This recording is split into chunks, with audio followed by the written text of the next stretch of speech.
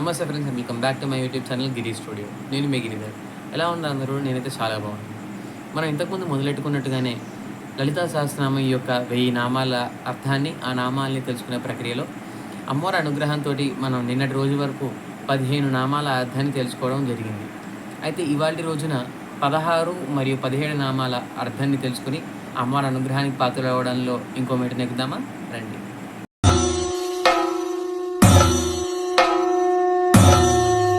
ప్రతిరోజు మన ప్రక్రియ లాగానే ఈరోజు కూడా మళ్ళీ అమ్మవారి ధ్యాన శ్లోకంతో మొదలెట్టుకుందామా? సింధూరారుణ విగ్రహాం త్రినయనాం మాణిక్యమౌలిస్ఫురత్తారానాయకశేఖరాం స్మితముఖీం ఆపీన వక్షోరుహాం పాణిభ్యాం అళిపూర్ణదత్తదశకం రక్తోత్పలం బిభ్రతీం సౌమ్యాం రత్నఘటస్థరక్తచరణాం ధ్యాయేత్ పరాం అంబికాం.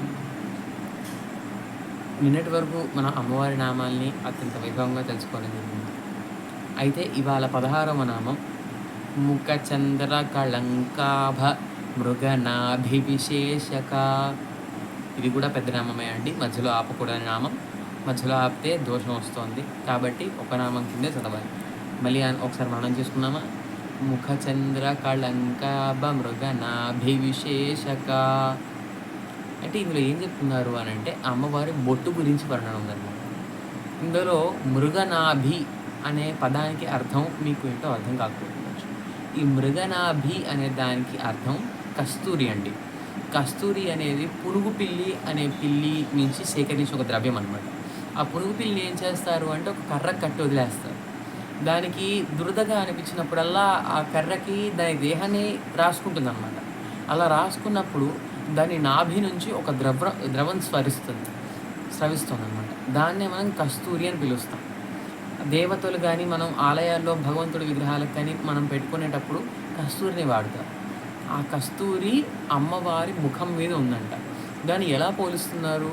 ముఖచంద్ర కళంకాభ మృగనాభి విశేషక. అంటే అమ్మవారి ముఖం పూర్ణ చంద్రబింబంలాగా ఉంటే ఆ చంద్రుడిలో ఉండే ఒక కళంకంలాగా ఆవిడ నుదుటి మీద ఉన్న ఆ మృగనాభి అంటే కస్తూరితో దిద్దిన తిలకం ఉందన్నమాట. దాంతో అంత అద్భుతంగా ఆవిడ ముఖ వైభవాన్ని, ఆవిడ తిలకం యొక్క వైభవాన్ని కూడా ఒకే నామంలో ఎంతో పొందిగ్గా అద్భుతంగా వివరిస్తున్నాడు. ఆ అర్థాన్ని ఇంకోసారి మనం చేసుకుందామా?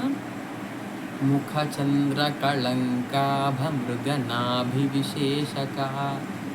ఇక 17వ నామంకి వెళ్దామా? వదన స్వర మాంగళ్య గృహతోరణ చిల్లిక. ఇందులో అమ్మవారి ఐబ్రోస్, కనుబొమ్మల గురించి వర్ణిస్తున్నారన్నమాట. ఆవిడ కనుబొమ్మలు ఎలా ఉన్నాయ్యా అంటే మన్మధుడి యొక్క భవనానికి వెళ్ళేటప్పుడు మన్మధుడి యొక్క ద్వారాలు, ఆ భవనం యొక్క ద్వారాల్లాగా ఉన్నాయంట. అయితే దానికి అర్థం ఏంటంటే అమ్మవారి మామూలుగా మన కనుబొమ్మలు ఇలా ఉంటాయి. అమ్మవారి కనుబొమ్మలు ఇలా పైకి వెళ్ళి మళ్ళీ కిందకి దిగినట్టుగా అందంగా పొందిగ్గా ఏదో ఒక భవనానికి వెళ్ళేటప్పుడు ఆ గేట్స్ ఎలా అయితే ఉంటాయో అలా ఉన్నాయంట. ఆవిడ సౌందర్యాన్ని దేంతో పోలుస్తున్నారు? ఆవిడ ముఖ వైభవాన్ని దేంతో పోలుస్తున్నారు అంటే మన్మధుడి యొక్క భవనంతో పోలుస్తున్నారు అన్నమాట. ఎందుకు ఈ మన్మధుడి యొక్క భవనంతో పోలుస్తున్నారు అంటే ఈ నామంలో అమ్మతో పాటు అయ్యని కూడా తలుచుకుంటున్నారు.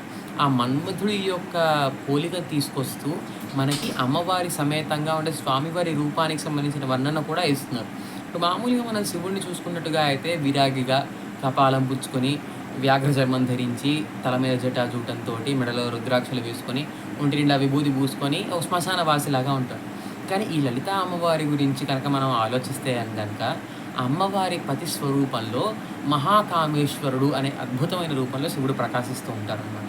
అంటే ఆ వ్యాఘ్ర చర్మం కానీ, ఆ కపాలమాల కానీ, ఆ విభూతి కానీ, ఒంటి నిండా విభూతి, ఒంటి నిండా పాములు అవి లేకుండా సర్వాంగ సుందరంగా పట్టు పంచ, పట్టు దోవతిలోతి, మంచి బంగారు ఆభరణాలు, తల మీద మంచి బంగారు కిరీటము, వాటన్నిటితోటి చాలా శోభాయమానంగా వెలుసెలుతూ ఉంటారంట పరమేశ్వరుడు. ఆయన రూపానికి పేరేంటంటే మహాకామేశ్వరుడు. ఆ కామేశ్వరుడి రూపంలో కామేశ్వరుని పరిణయం చేసుకున్నప్పుడు లలితా అమ్మవారు కామేశ్వరీదేవి అనే రూపంలో పరిణయం చేసుకుంటారు. కాబట్టి మనం మామూలుగా ఇప్పుడు కాంచీపుర స్వామివార్ల వర్ణనలో కూడా మనం అంటామన్నమాట. అందులో కూడా అమ్మవారి వైభవం వస్తుంది. ఇంకోటి ఏంటంటే అమ్మవారి నామాల్ని మనం చేస్తున్నప్పుడు కూడా కామేశ్వర వామాంకరయ్య శ్రీ మహాకామేశ్వరి అని చెప్పి అంటామన్నమాట. అంటే మణిద్వీపంలో చింతామణి గృహంలో అమ్మవారు మహాకామేశ్వరుడి యొక్క వామాంకం మీద ఆసీనురాలై ఉంటుంది అంటారు.